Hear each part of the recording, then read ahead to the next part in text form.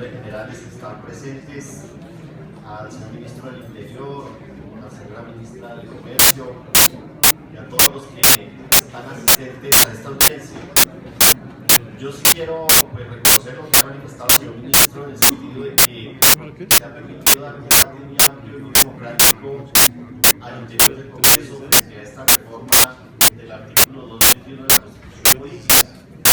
Y creo que a pesar de la resistencia de las intervenciones que hacíamos las bancadas del Pueblo, del Partido Verde, otros sectores de las posibles inconstitucionalidades, y posibles inconveniencias de este proyecto, creo que al final el Congreso ha hecho un ejercicio importante en la medida en que normas que establecían, por ejemplo, que la competencia exclusiva del fuero penal militar, todos los crímenes del VIH, pues han sido excluidas esa lista que se hacía de crímenes sobre los cuales no conocería la justicia penal militar, dando a entender que sobre otros crímenes sí conocería ese plazo de un año que se daba para que el Ministerio de la Defensa y el Fiscal General revisaran todos los procesos, sobre todo de falsos positivos, para determinar qué casos pasaban de la justicia ordinaria a la justicia penal militar. Todos esos argumentos que los vimos en los diferentes debates en la plenaria, en un debate que yo hice sobre ejecuciones extrajudiciales, pues yo me alegro que esas normas hayan sido retiradas de la reforma. Y creo que eso es importante. Sin embargo, yo sí creo que lo que queda de la reforma sigue siendo inconstitucional y sigue siendo inconveniente. Y por eso, señor presidente, hemos presentado una constancia e igualmente una proposición para que se suprima. Yo creo que el Congreso y el Ministerio de la Defensa y el Gobierno Nacional debería decir, como decía mi abuelita, uno debe echarse al dolor cuando una reforma no es viable, es inconstitucional y es inconveniente.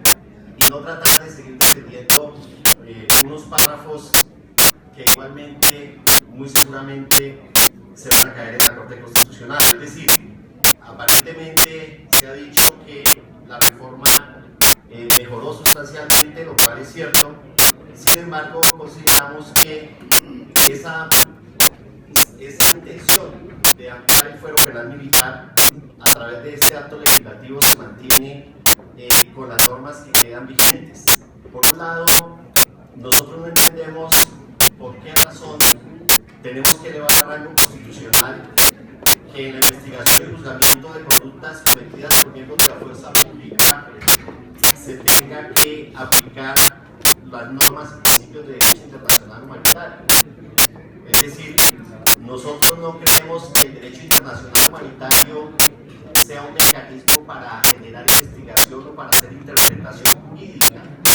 Es clarísimo que tanto los 4 convenios de Ginebra como los protocolos adicionales han establecido la finalidad del derecho internacional humanitario como una forma de legitimar el ejercicio de la fuerza en los conflictos armados, sean estos conflictos armados de carácter internacional o sean conflictos armados de carácter interno.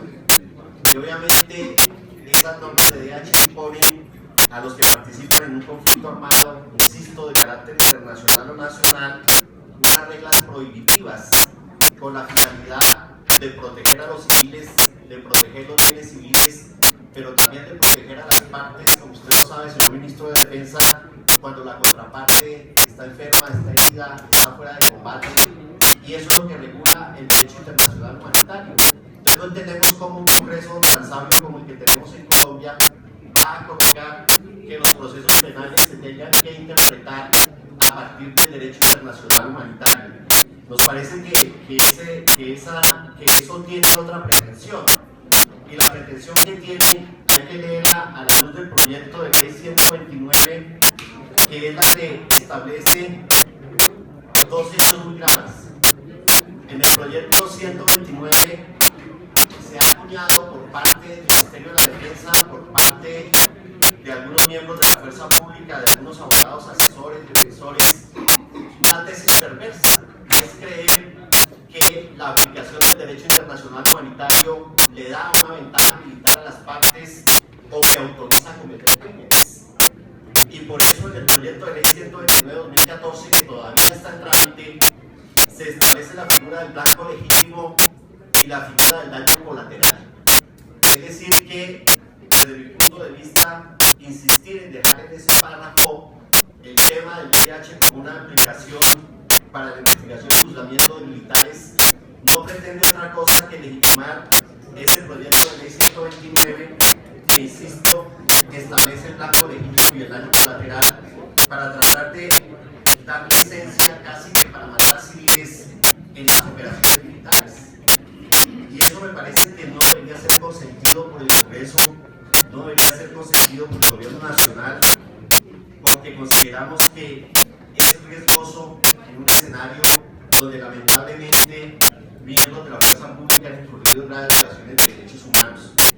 Y en ese sentido, entonces, ese blanco legítimo y ese daño colateral y esa interpretación del VIH como un mecanismo para dar carta blanca en las operaciones militares es muy peligroso. Y también es peligroso extender el VIH a situaciones que no son de conflicto armado. Si usted lee ese párrafo, el párrafo dice en relación con un conflicto armado o a un enfrentamiento que reúna las condiciones objetivas de derecho internacional humanitario. Ese punto también es muy peligroso, porque estamos hablando de enfrentamientos armados no entre ejércitos nacionales o internacionales, sino que estamos diciendo que el derecho internacional humanitario se aplica a otro tipo de acciones y de enfrentamientos del ejército. Y esto tiene que ver con otro proyecto que está tramitándose en mi comisión, señor ministro y presidente, que es con aquel que quiere extender la aplicación del derecho internacional humanitario a las bandas criminales. En este proyecto que nosotros hemos solicitado el archivo de ese proyecto de ley 129, allí se establece darle un estatus de derecho internacional humanitario a las bandas criminales. Si bien es cierto, nosotros sabemos que los rastrojos, los urabeños, que ahora es el clan Úrsula y ciertos grupos armados han hecho operaciones sostenidas, operaciones que han confrontado.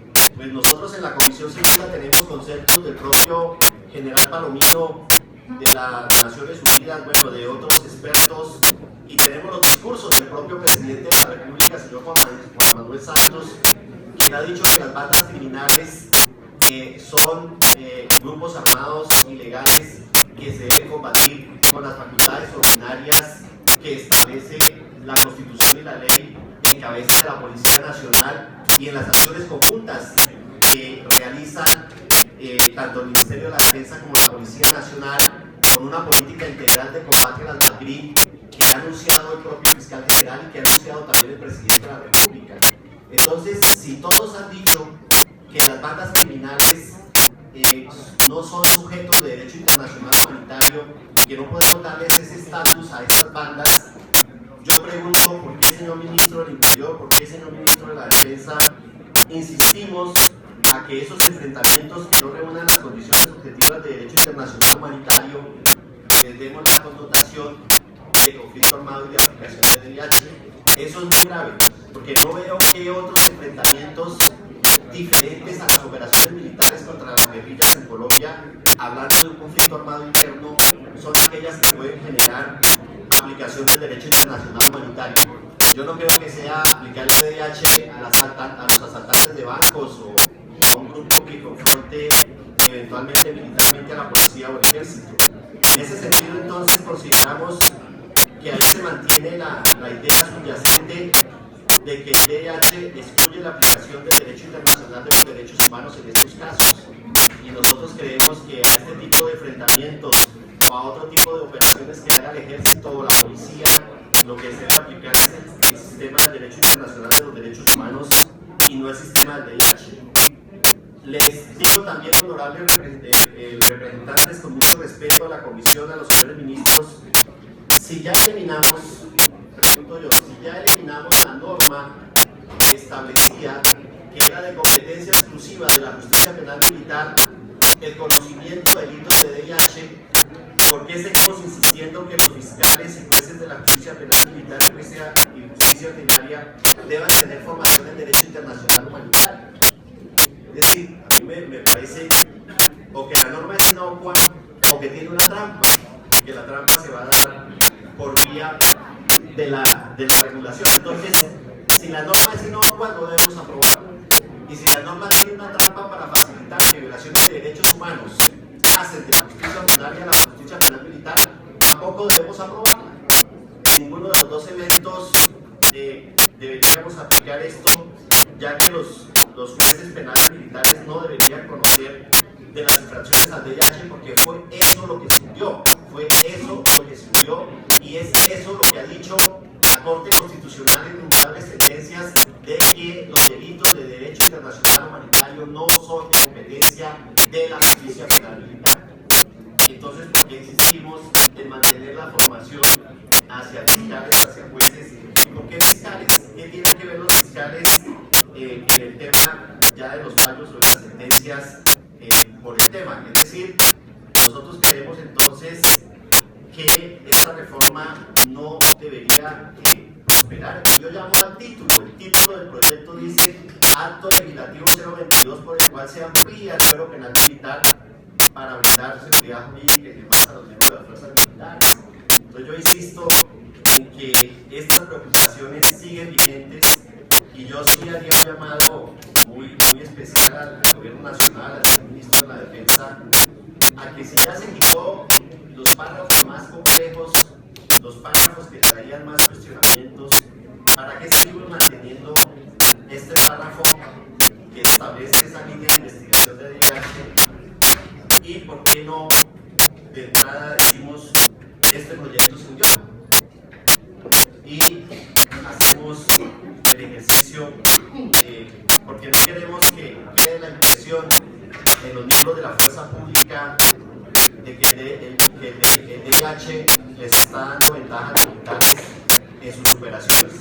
Insisto, nos vamos a seguir oponiendo entonces, señor ministro, a esta reforma. Nos vamos a seguir oponiendo a que se considere que el derecho internacional humanitario es un mecanismo de investigación. Ya lo ha dicho tanto la Corte Interamericana como la Corte Internacional de Justicia, como la Cruz Roja Internacional.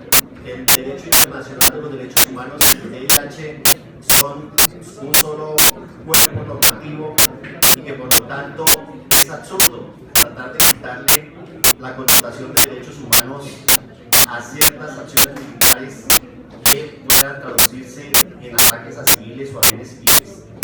Insisto, no veo por qué tenemos que incluir que sean hechos de derecho internacional humanitario los ataques de las bandas criminales. Por eso entonces consideramos, honorables representantes, que esta reforma se debería archivar de manera definitiva. Muchas gracias.